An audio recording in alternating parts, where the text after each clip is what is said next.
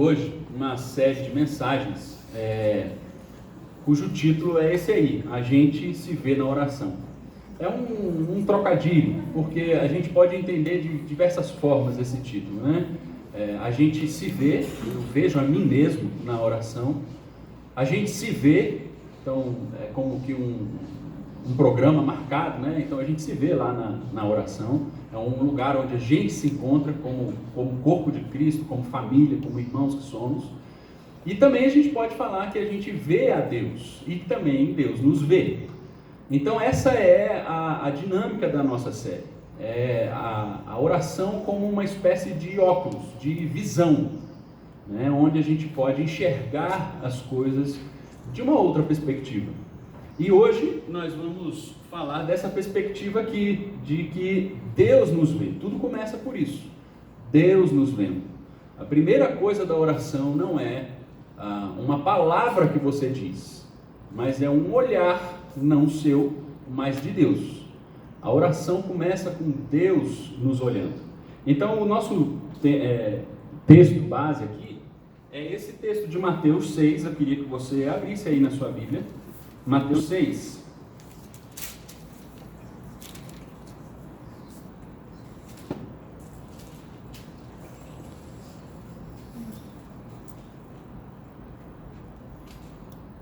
Mateus capítulo 6, versículos 5 a 8.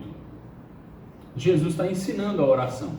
Esse é o texto que precede a oração do Pai Nosso. Então, certamente você conhece a oração do Pai Nosso, a oração que Jesus nos ensinou. E esse aqui é o contexto, é o momento onde Jesus vai ensinar isso, a oração do Pai Nosso. Então, ele está ensinando sobre como a gente deve orar. Então, vamos ver o que Jesus diz sobre isso. Quando vocês orarem, não sejam como os hipócritas. Eles gostam de ficar orando em pé nas sinagogas e nas esquinas, a fim de serem vistos pelos outros. Eu asseguro que eles já receberam a sua plena recompensa. Mas quando você orar, vá para o seu quarto, feche a porta e ore ao seu pai, que está em secreto. Então seu pai, que vê em secreto, o recompensará. E quando orarem, não fiquem sempre repetindo a mesma coisa, como fazem os pagãos. Eles pensam que por muito falarem serão ouvidos. Não sejam iguais a eles, porque o seu Pai sabe do que vocês precisam, antes mesmo de o pedirem. Nós vamos ler até aí, mas se você ver aí no versículo 9, ele vai começar a oração do Pai Nosso. Ele diz assim: vocês orem assim, Pai Nosso, e aí continua. Então, antes de orar o Pai Nosso, Jesus vai fazer esse ensinamento aqui. O que é a oração? A oração é talvez a prática mais singular, mais importante da fé cristã, né? Se a gente for pegar, por exemplo, na opinião aqui dos reformadores, Martinho Lutero, por exemplo, século XVI, ele vai dizer assim sobre a oração: assim como o negócio dos alfaiates é fazer roupas, o negócio dos sapateiros é remendar sapatos, o negócio dos cristãos é o quê? Orar. Então, não é admissível alguém se dizer cristão e não experimentar essa prática, a prática da oração. Se a gente se diz cristão, se a gente tem Deus como o nosso Pai, é muito importante que a gente desenvolva essa prática, a prática da oração.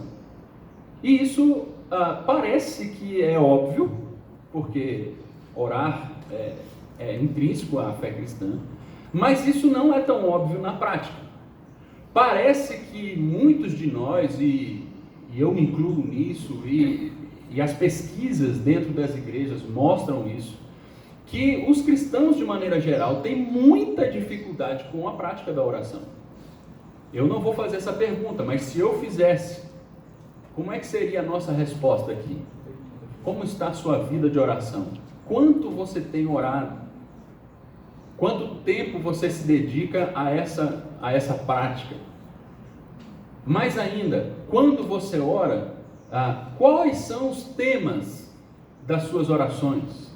Será que nós vamos orar somente quando a gente está precisando de alguma coisa? Então, aconteceu um problema, então eu preciso levar isso a Deus, e aí eu oro como uma oração de desespero. Não que isso esteja errado, a gente precisa mesmo nos acolher a Deus sempre que alguma coisa nos incomoda, uma angústia assalta o nosso coração, isso está tudo certo. Mas, será que a nossa oração é só isso? Ela é reduzida a simplesmente pedir a Deus coisas para resolver nosso problema, como se Deus fosse um gênio da lâmpada e toda vez que a gente falasse com Ele, seja para Ele estabelecer algum desejo do nosso coração?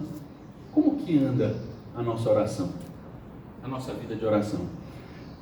Refletir sobre isso não é um privilégio só nosso. A oração ela está presente em várias religiões, inclusive aqueles que não acreditam em nada, também tem a sua mística, a sua forma de orar, né?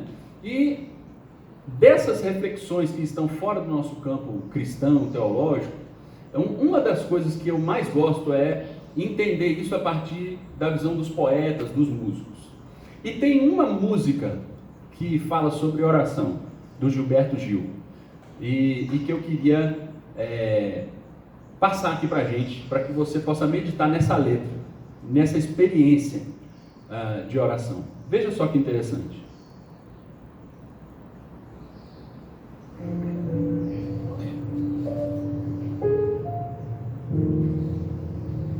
Quem está tocando é o César Camargo Mariano, que foi casada com a Elis Regina, e o filho dele está cantando, Pedro Camargo Mariano, filho de Elis Regina.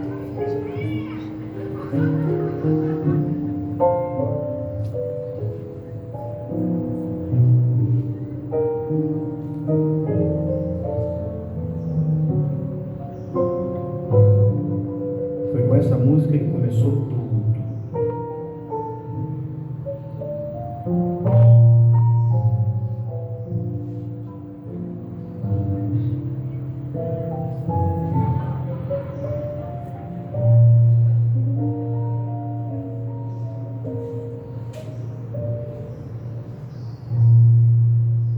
Em 96, há 3 anos atrás, eu recebi um telefonema em casa dele, dizendo que ia ter o Festival de Jazz de Montreux, que tem todo ano, mas tinha uma diferença esse ano. Ele queria que eu fosse com ele para cantar lá. Para cantar no tributo que a gente ia fazer em homenagem aos 11 anos da apresentação da minha mãe lá, que foi um marco na história do festival. Eu não pensei 2 vezes, topei. Mas topei assim, sem saber o que eu ia fazer lá, né? Falei, pô, vamos nessa, né? Vamos lá. Ensaiei com ele 2 dias, fiz um show com ele, com o quarteto dele, como estava no tributo, que é uma música que minha mãe já gravou. Sei que vocês todos conhecem. E eu estou enrolando agora, não é por causa do vídeo, não, é para eu tomar coragem para começar a cantar ela mesmo, tá? Então, maestro, quando quiser.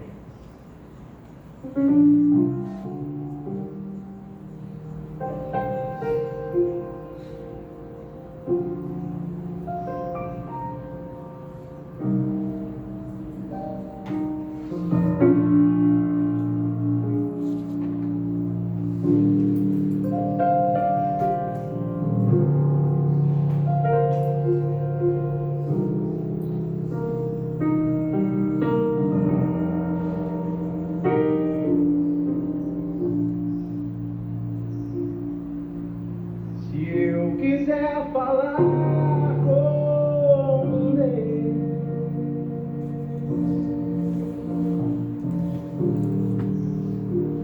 tenho que ficar só.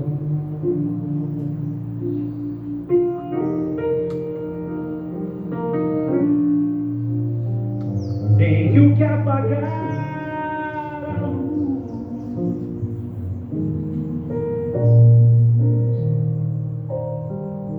Tenho que calar a voz.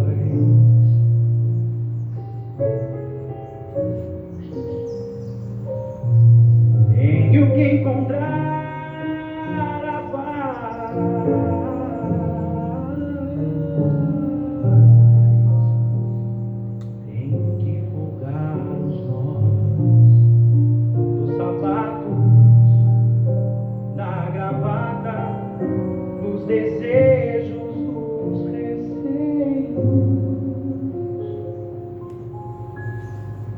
Tenho que esquecer a data, tenho que perder a conta, tenho que ter mãos vazias, ter a alma e o corpo nu.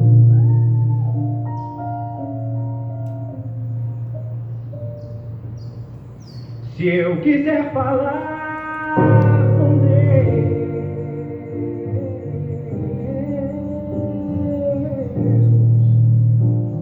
tenho que aceitar a dor.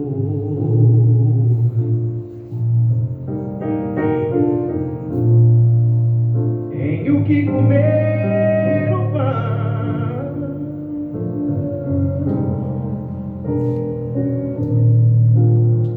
que o diabo amassou.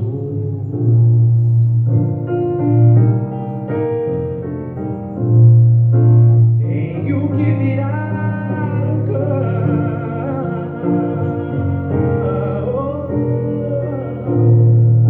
Tenho que lamber o chão dos palácios, dos castelos suntuosos do meu sonho.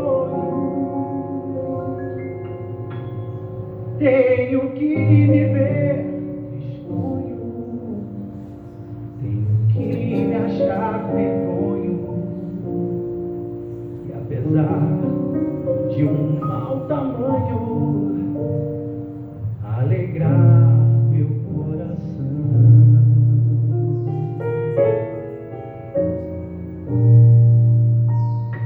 Se eu quiser falar com Deus,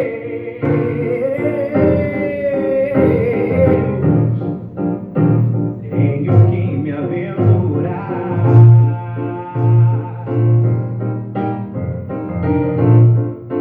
Tenho que subir ao céu,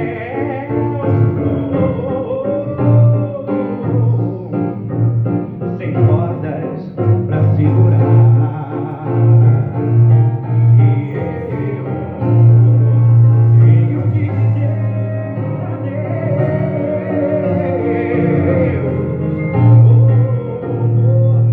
dar as costas, caminhar decidido pela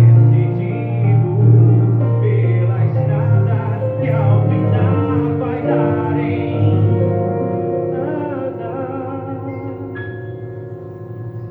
nada, nada, nada, nada,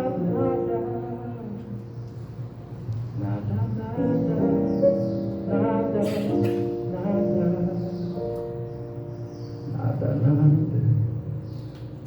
nada, nada, nada do que eu pensava encontrar.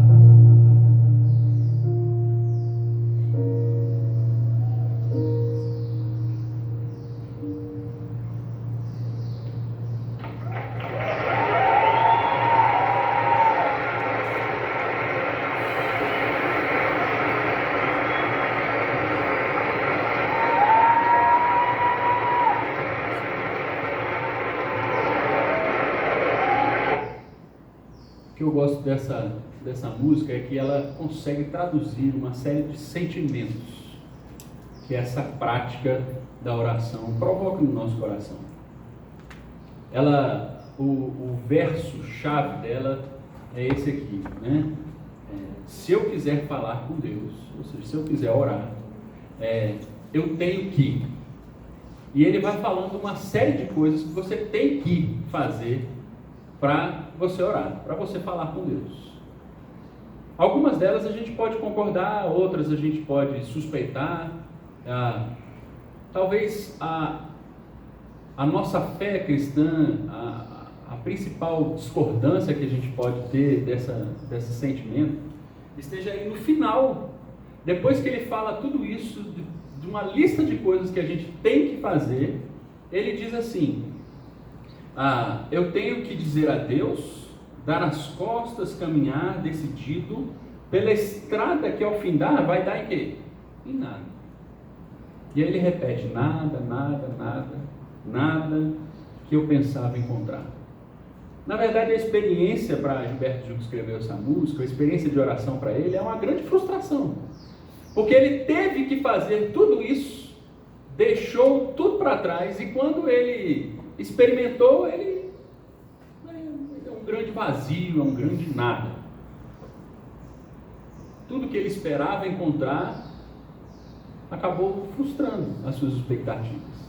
No entanto, apesar de a gente ter uma experiência diferente com a oração, porque a gente sabe que no final de tudo isso há um Deus sim, há uma experiência relacional, essa música nos faz pensar o seguinte: existe um jeito certo e um jeito errado de orar? Será que esse tem o que faz sentido? Será que alguém pode dizer assim, a sua oração está errada? Será que existe isso de orar certo e orar errado? Eu suspeito que não é a oração que é errada ou não, mas talvez a gente possa entender isso como uma postura certa diante da oração ou uma postura errada diante da oração. Não se trata então de uma técnica das palavras corretas ou de um conhecimento que você tem, seja teológico, científico ou qualquer tipo de conhecimento que você tem prévio, nem mesmo de uma fé, quando se trata de uma fé doutrinária, um corpo teológico onde você acredita ou não. Não se trata disso, porque pode ser que exista pessoas que acreditam diferente de nós e que lá na sua angústia faz uma oração e a gente não pode dizer que essa oração está errada, porque não se trata de técnica ou conhecimento, mas é muito mais uma questão de postura e atitude. Vamos aprofundar um pouquinho mais isso? Romanos 8, 26, Paulo vai fazer essa declaração para nós. Nós não sabemos orar como convém. Ora, Paulo está dizendo assim, ele está se incluindo nisso. Ele está dizendo que ele também não sabe orar como convém. Quem é Paulo? Paulo, diferente de Pedro, Pedro era um pescador, um cara impulsivo, um cara que tinha pouca instrução. Paulo não. Paulo era um cara altamente culto, estudioso, falava muitas línguas, dialogava com a filosofia, era um cara inteligentíssimo, um grande mestre, estudou. E ele está dizendo assim, olha, eu não sei orar como convém. Ora, se Paulo que é Paulo, o cara que tem mais textos na Bíblia escrito, é Paulo. Se Paulo que é Paulo está dizendo que não sabe orar como convém, será que algum de nós aqui pode dizer assim, não, peraí, eu sei orar? Você se arriscaria a dizer isso? Eu sei orar. Nenhum de nós sabe. Nenhum de nós sabe orar como convém. Se Paulo diz isso, todos nós estamos incluídos nessa ideia de que a gente não sabe orar. O que é esse negócio de orar? Como é que isso funciona? O que é esse tem que? O que nós temos que fazer se a gente quiser falar com Deus? Mais do que saber sobre a oração, o que a gente precisa é aprender isso, aprender a orar, aprender a falar com Deus, ser homens e mulheres de oração. Então, diz um teólogo, alguém já disse, que o diabo fica muito feliz quando a igreja faz um congresso sobre oração. Por quê? Porque enquanto ele está discutindo, estudando sobre oração e sabendo mais sobre a oração, ela está deixando de fazer o quê? Orando. Então, essa série aqui, ela não tem o objetivo de informar a nossa consciência, informar o nosso intelecto sobre a oração, mas é mais do que isso. É inspirar o nosso coração à oração. Nós seremos bem-sucedidos no final de setembro, não é se a gente fizer uma prova e acertar todas as questões sobre oração, mas é se a gente acabar setembro com uma consciência de que nós precisamos orar e que a nossa vida de oração está mais intensa, mais apaixonada, que a gente se dedica mais a essa disciplina da oração. Então, não é mais do que informação. O que a gente precisa mesmo é de inspiração para o nosso coração. Inspirar a orar e não saber mais sobre a oração. E por que a gente tem uma dificuldade enorme de orar. Eu quero passar rapidamente por isso. Quem trouxe esse conceito aqui dessa tela para nós é o Philip Yancey, um jornalista americano, tem diversos livros em português, esteve recentemente aqui no Congresso da Missão Vida, de vez em quando eu cito ele aqui. Ele diz assim sobre a nossa dificuldade de orar, analisando o contexto do nosso tempo. Primeiro ele diz assim, que são as forças da secularização. O que é a secularização? É um período da nossa história onde Deus saiu do centro. Então, por exemplo, na época medieval, tudo girava em torno do conceito de Deus.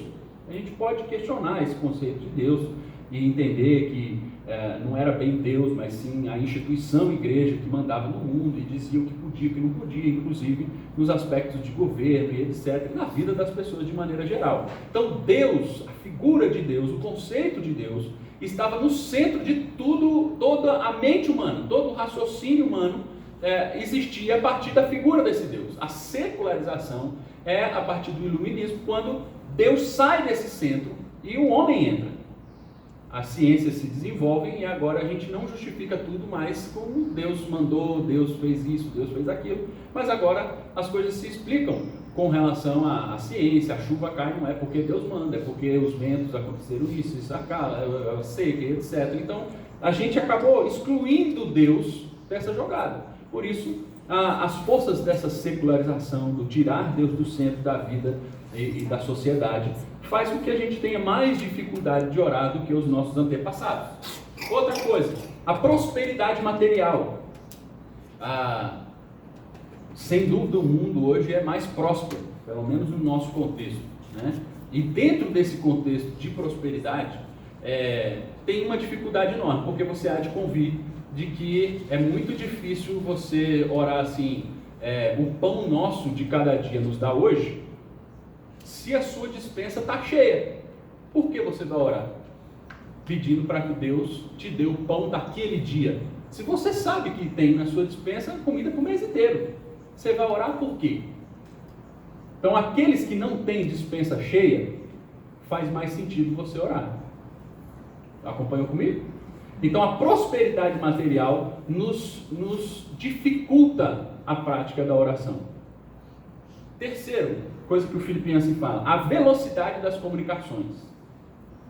Então, hoje a gente tem um WhatsApp, eu falo com meu irmão que está lá no Canadá, imediatamente, né? Antigamente não era assim. A gente fica nervoso porque tem que esperar o anúncio de 3 segundos do YouTube antes de ver o vídeo que você está querendo.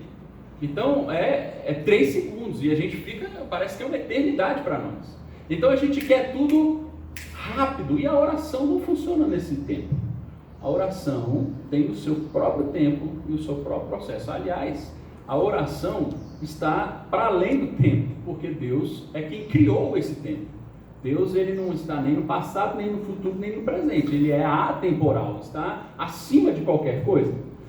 E a última coisa, a última justificativa que o Philip Yancey coloca aqui para nós, porque a gente tem muita dificuldade de orar, é que nós buscamos uma transcendência sim, mas uma transcendência muito autocentrada. A gente quer experiências transcendentes que nos tirem de onde nós estamos, que nos enleve de alguma forma, mas desde que isso eu não precise prestar conta para ninguém, desde que isso sirva ao meu prazer e à minha felicidade e pronto, acabou. E a oração não é muito isso. Talvez um show que você vá, que você gosta muito, você tem aquela experiência de catarse muito forte.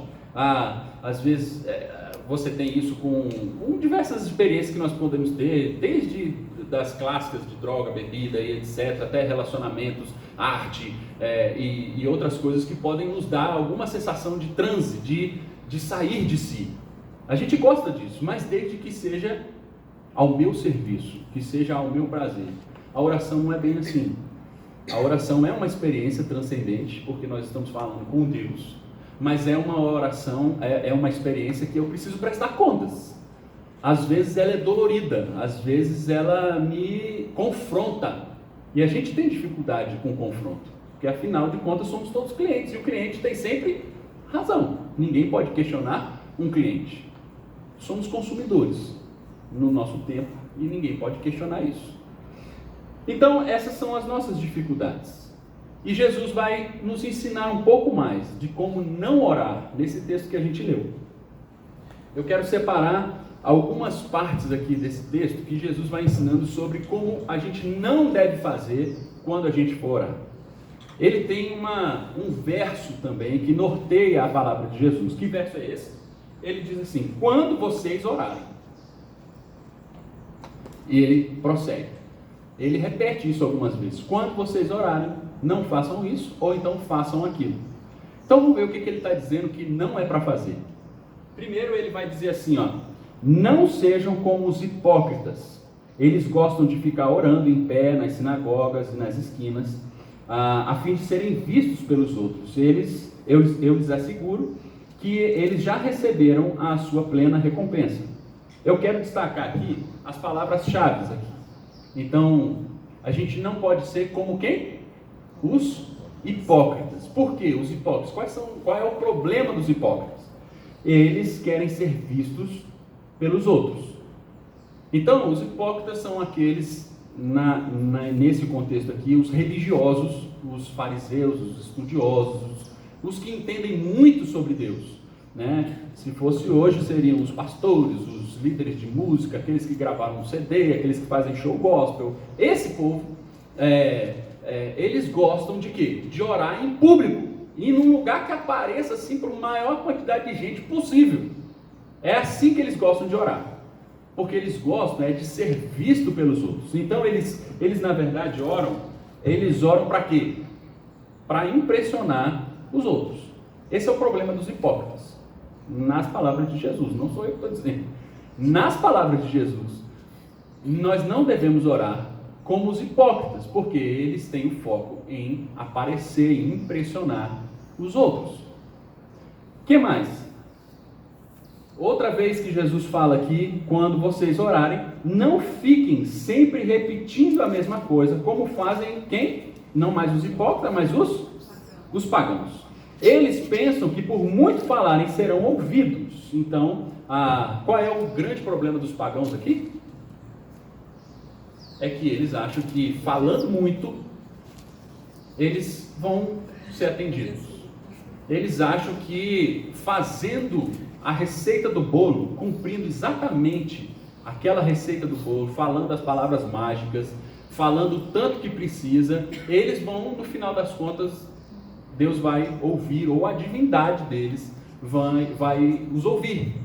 Porque, pensa, os pagãos. Quem são os pagãos? É diferente, é o extremo oposto lá dos hipócritas religiosos. E os religiosos são os fariseus, os líderes judaicos, os que entendem sobre Deus. Os pagãos é aquele povo que nem judeu é aquele povo de religiões de países distantes, né? Então, se a gente pode trazer, como a gente trouxe para os nossos dias, né? Os hipócritas são os religiosos, os pastores, etc.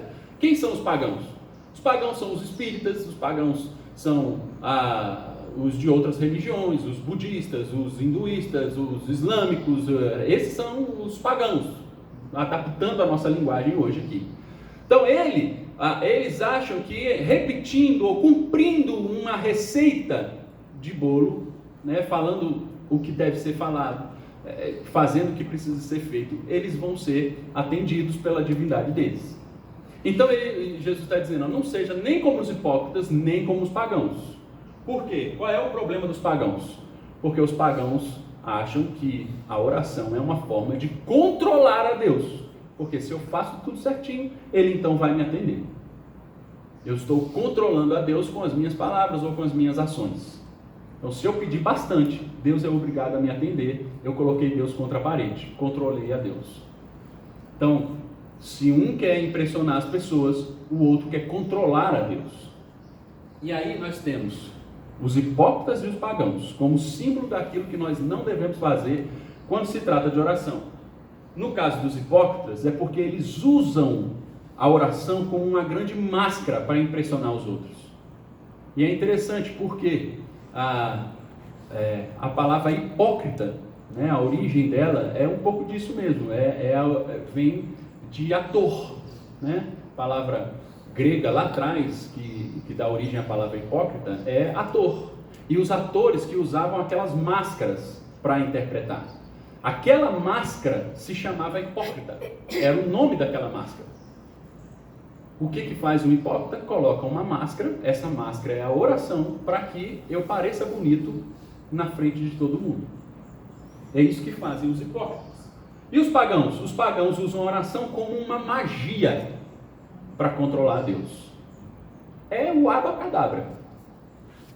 Se eu usar a palavra certa, se eu esfregar a lâmpada da maneira certa, se eu oferecer um sacrifício, como o Eduardo falou na semana passada, se eu oferecer um sacrifício da maneira certa, então Deus vai me atender. É o gênio da lâmpada, é o coelho da cartola, é o Deus que aceita sacrifício para fazer a nossa vontade. Então, de um lado os hipócritas, de outro os pagãos. Então, a pergunta é, como é que nós devemos orar então? Então, se a gente falou como não fazer, vamos ver como é que fazer. Tem 4 coisas aqui que Jesus fala nesse texto. Primeiro, ele fala assim, versículo 6, vá para o seu quarto e feche a porta. A palavra-chave aqui é quarto. Quarto, essa palavra quarto, ela é traduzida do grego da Bíblia, lá dos textos originais, escritos em grego, não é em português. E essa palavrinha lá no grego é tameion. Tameion. O que é esse tameion na arquitetura da casa naquele tempo? O tameion era um depósito, um lugar protegido, a despensa da casa. Não é o quarto como a gente tem hoje, né? Por quê? Esse era o único ambiente da casa daquele tempo que tinha chave, que tinha alguma maneira de trancar lá dentro.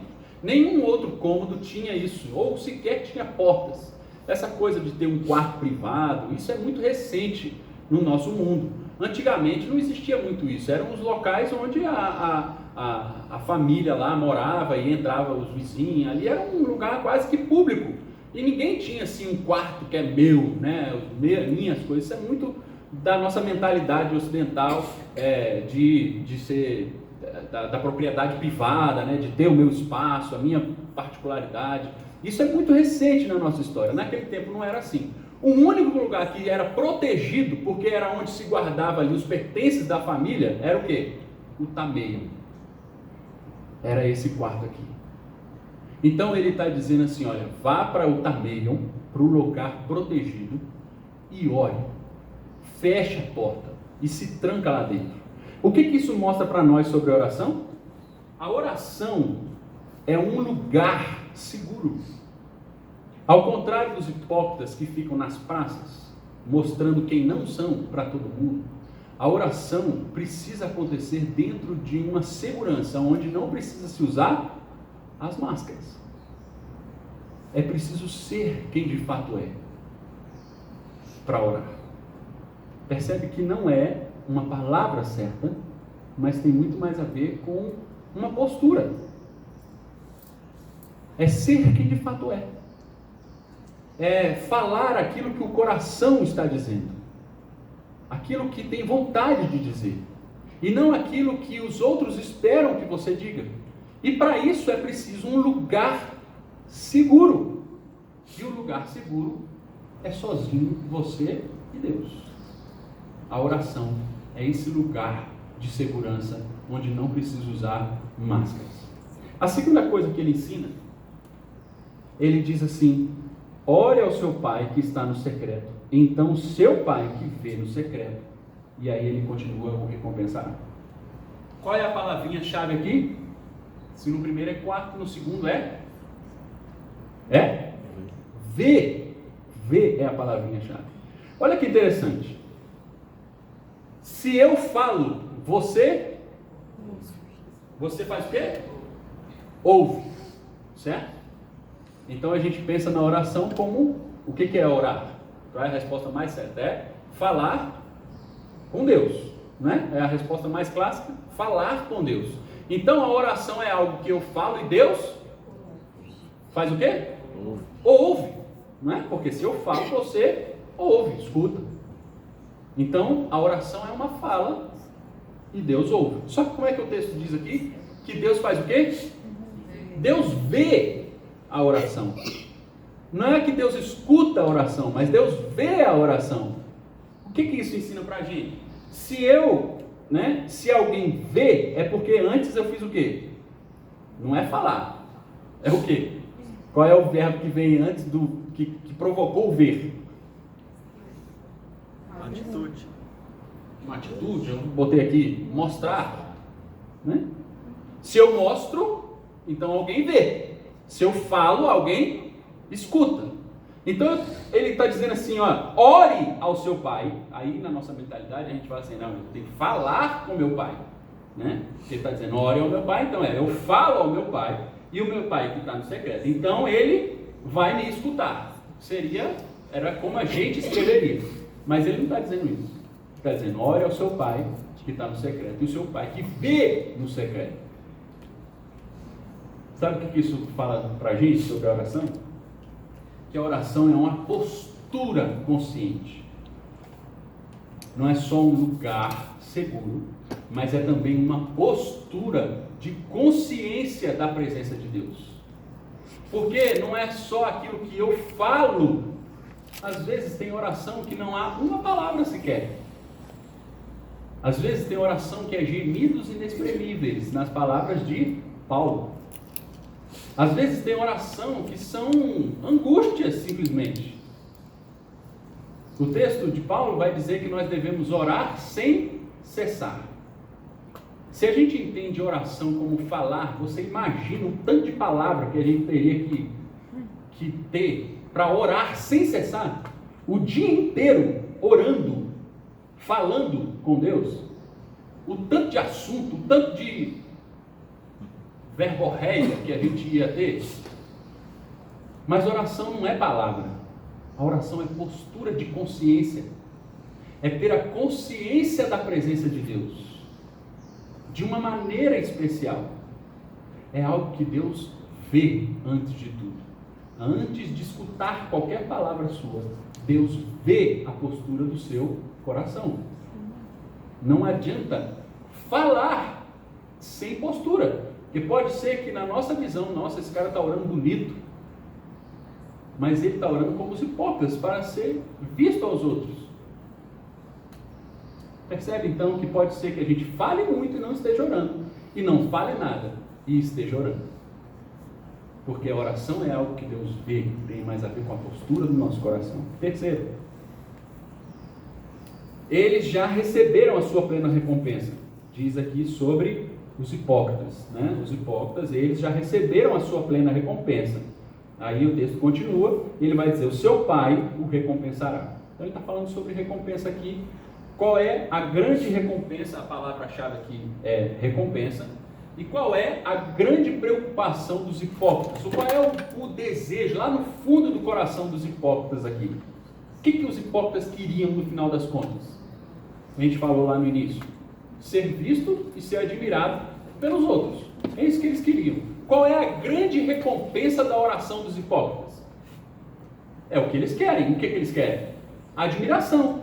Eles já receberam a sua recompensa. O que eles queriam, no fundo, era a admiração. Eles conseguem. Eles vão para as praças, conseguem um número de likes enorme, conseguem um número de ingressos vendidos enorme, conseguem encher grandes templos e conseguem o que eles querem. Eles querem a admiração. Eles já receberam a sua plena recompensa. É isso que a oração deles quer. Então, eles já receberam o olhar do povo. Agora, aqueles que oram no secreto, o que desejam? O que desejam no fundo do coração? Se eu fecho a porta do meu quarto, vou para esse lugar seguro, se eu tenho uma postura consciente da presença de Deus, o que eu estou buscando na final das contas? O que eu estou buscando é isso, a presença de Deus, o olhar de Deus. Qual é a grande recompensa da oração? Não é o seu desejo cumprido, a oração curada, a doença curada, o emprego conseguido, ou qualquer outro desejo do seu coração, o problema resolvido. Não é esse a grande recompensa da oração. A grande recompensa da oração é o olhar de Deus. Deus vê no secreto. E só isso basta para nós. Não é só isso que Deus dá, mas é só isso que basta para o nosso coração. Paulo orou, pedindo para que o seu espinho na carne fosse removido. E o que Deus respondeu para ele? A minha graça te basta. Deus não tirou o espinho na carne. Ficou lá o problema. E ele disse, olha, o meu olhar para você, gracioso, a minha atenção a você, basta. Mesmo que os problemas continuem, eu estou olhando para você, eu estou com você, eu estou no secreto com você. Mesmo que ninguém olhe para você, eu estou olhando para você. Essa é a recompensa de Deus. Às vezes Deus dá outras coisas. Às vezes Deus cura a doença. Às vezes Deus dá um emprego. Às vezes Deus resolve os nossos problemas. É um bônus.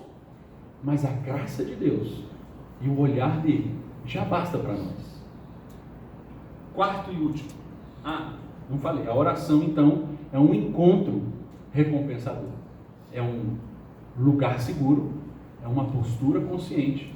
E é também um encontro recompensador. O próprio encontro é a recompensa. Quarto e último, como nós devemos orar? O seu Pai sabe do que vocês precisam, mesmo antes de vocês pedirem. Ele está falando isso em antagonismo ali aos pagãos, que ficam repetindo, achando que por muito falar, Deus vai ouvir eles, né? Usando a oração como uma magia para controlar Deus. E ele está dizendo, não faça assim não, faça como? O seu Pai, que sabe já do que vocês precisam, antes mesmo que vocês pedirem. Então, na verdade, essa afirmação de Jesus, na nossa visão sobre a oração, provoca uma pergunta. A pergunta é, por que então eu preciso orar? Não é isso que provoca o nosso coração? Se Deus já sabe do que eu preciso, então por que eu preciso orar? Por que eu preciso orar? Porque nós temos a resposta sobre como eu posso formular isso? Se eu perguntar a você assim, para que serve a oração? Para que serve a oração? Você poderia me dizer duas coisas. A primeira é para resolver meus problemas. E aí, se você me responder isso, de fato essa pergunta anterior faz sentido. Porque se Deus já sabe dos meus problemas, mesmo antes de eu pedir, por que eu devo orar? Já que a oração é só para resolver meus problemas. Ou eu posso responder e entender a oração de uma maneira diferente. Eu posso entender a oração como um fortalecimento de uma relação. Mais do que resolver os meus problemas, eu fortaleço a minha relação. Então, se Deus é o nosso Pai, nós somos filhos de Deus, você pode comparar com a relação você e seu pai. Você imagina perguntar, por que conversar com meu pai? Por que eu devo conversar com meu pai? Será que é só para pedir coisas para resolver minha vida? Será que é aí que nós reduzimos toda a relação com o nosso pai? Terreno mesmo? Será que eu só falo com meu pai quando eu estou precisando dele para alguma coisa? Eu só falo com meu pai para pedir a chave do carro, para pedir minha mesada, para pedir alguma coisa, para ele resolver meu problema, para ficar com as crianças, para fazer... É só para isso que eu converso com meu pai? Não. Eu converso com meu pai, acima de tudo, para fortalecer uma relação. Porque nós nos amamos. Por isso temos prazer no diálogo um com o outro. Então a natureza da oração não é funcional. Então não faz sentido a gente perguntar assim, eu orei por fulano de tal, aí o outro pergunta assim, e funcionou? Toda oração funciona. Toda oração funciona. Mesmo que o que você pediu tenha sido respondido não, a oração funcionou. Por quê? A oração é você falar e Deus ouvir. Deus sempre ouve.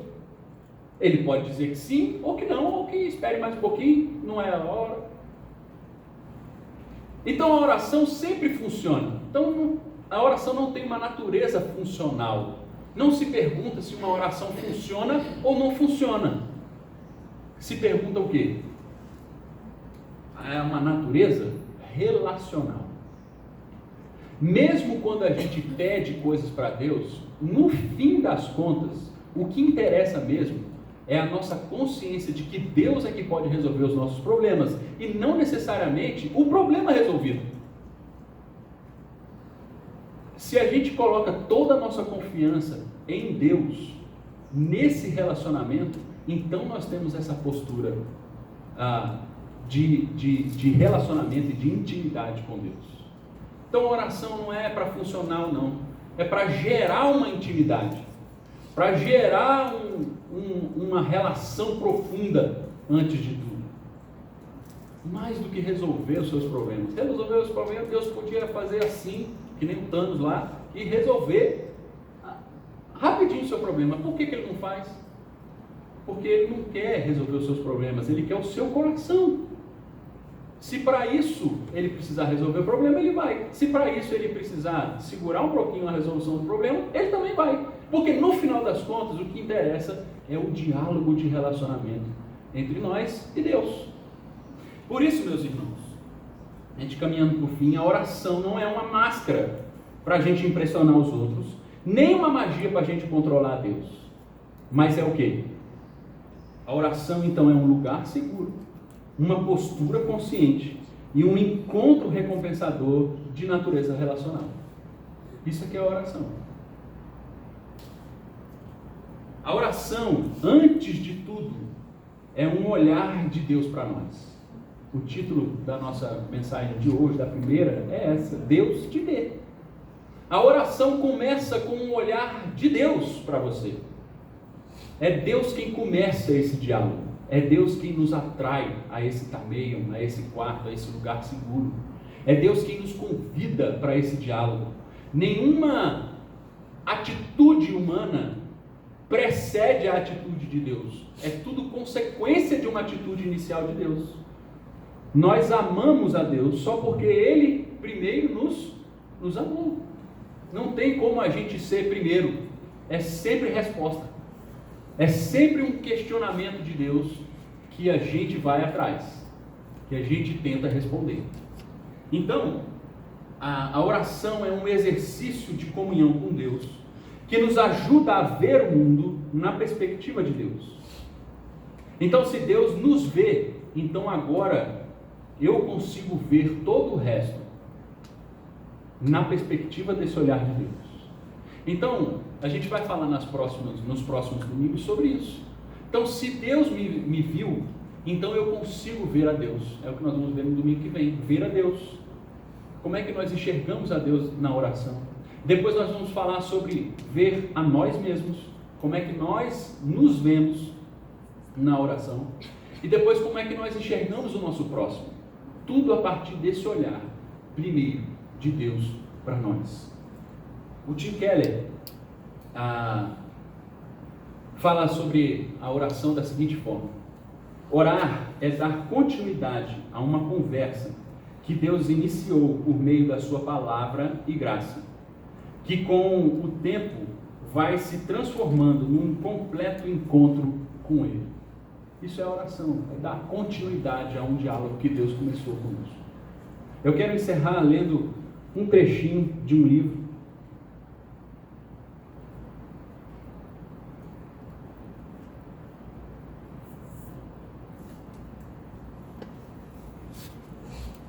Todos esses livros aqui são livros sobre oração. Se você quiser aprofundar um pouquinho mais nesse mês de setembro, esse assunto sobre oração, qualquer livro desses é muito bom sobre esse assunto. Você pode conversar comigo, a gente pode emprestar, ou você pode comprar também, não tem problema.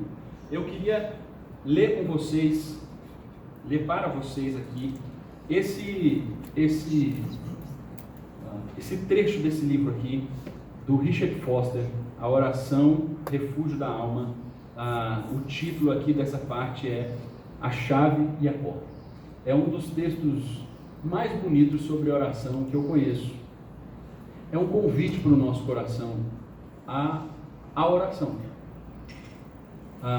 Como eu disse no início, não é só o conhecimento, saber sobre orar, saber o que não fazer e saber o que fazer, mas é inspirar a oração. A minha esperança aqui, todo o esforço aqui hoje, não é para que a gente saiba mais, é que você saia daqui querendo orar, querendo chegar em casa e antes de dormir, antes de fazer qualquer coisa, dedicar um tempo à oração. E eu queria ler nessa intenção aqui, para a gente terminar a nossa reflexão. A chave e a porta. A chave dessa casa, o coração de Deus, é a oração. Talvez você nunca tenha orado, senão em momentos de angústia e terror. Talvez o nome divino só tenha saído de seus lábios em meio a expressões de desagrado. Não se preocupe. Estou aqui para lhe dizer que o coração do Pai está aberto e você está convidado a entrar.